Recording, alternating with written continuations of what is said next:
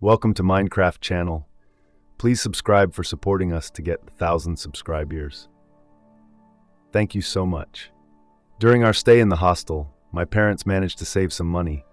They also borrowed the rest of the money they needed and bought a plot of land in the city.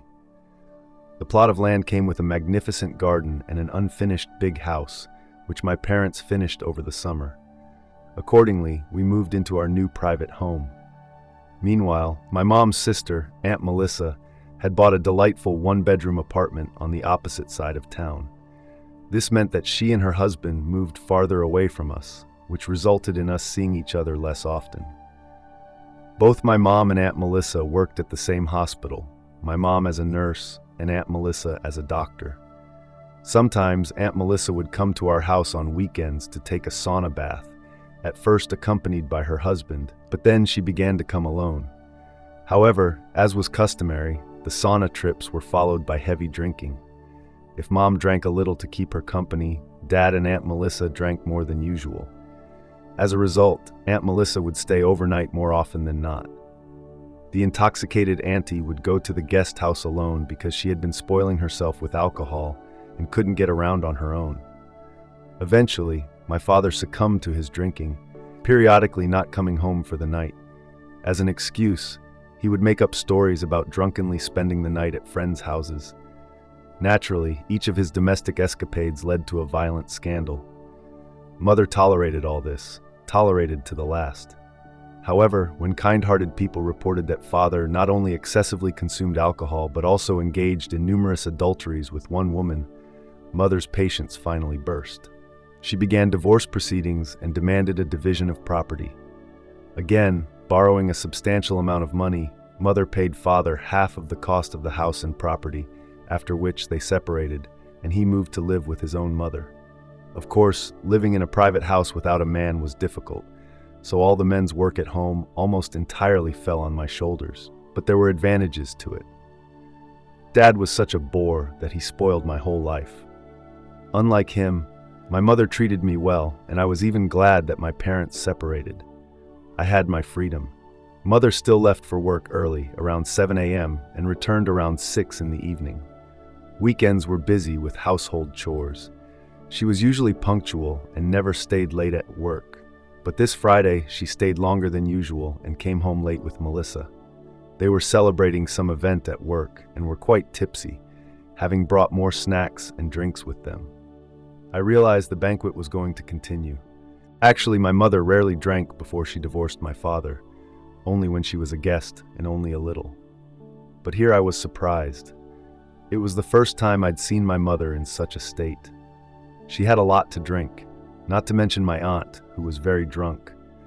But nevertheless, she brought food to the table in the guest room, and she and Melissa sat there at the table for a long time, drinking a little at a time, discussing women's problems. After poking around a little at home, I went outside to the boys. I came home late when everyone was already asleep. When I entered the house, I heard loud snoring. I thought that everyone was asleep in the house, including my aunt. In order not to wake anyone up, I went straight to my room without turning on the light. I sometimes slept there in the summer when I came home late. This time, I decided to sleep in the kitchen so that I wouldn't have to listen to the musical snoring that was spreading throughout the house. When I entered the kitchen, I saw the remains of the feast and 2 shot glasses on the table. It looked like it had been a good party. They even forgot to turn off the kitchen light, I thought. Just as I was about to drink my tea, I heard a soft snore from the next room. I wondered who it was because everyone in the house was asleep. Quickly going to the door, I opened the curtain and peeked into the bedroom.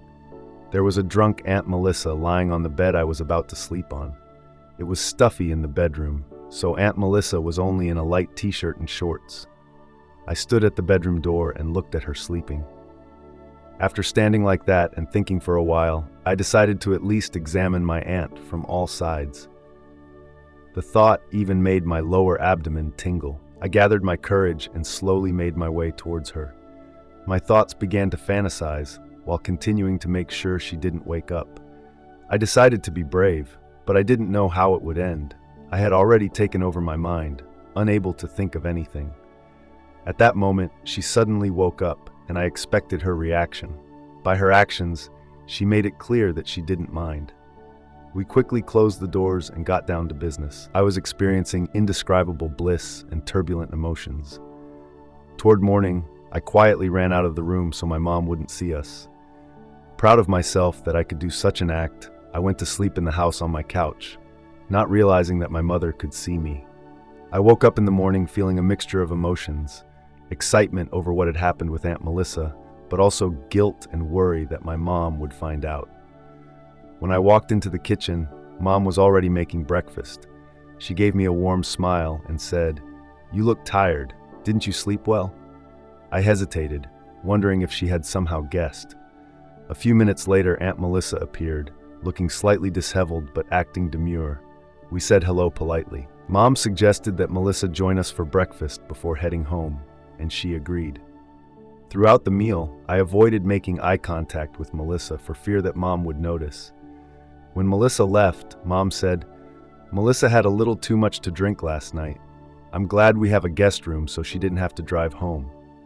I nodded, feeling relieved that she didn't suspect anything. Over the next few weeks, I often thought about that night with Melissa.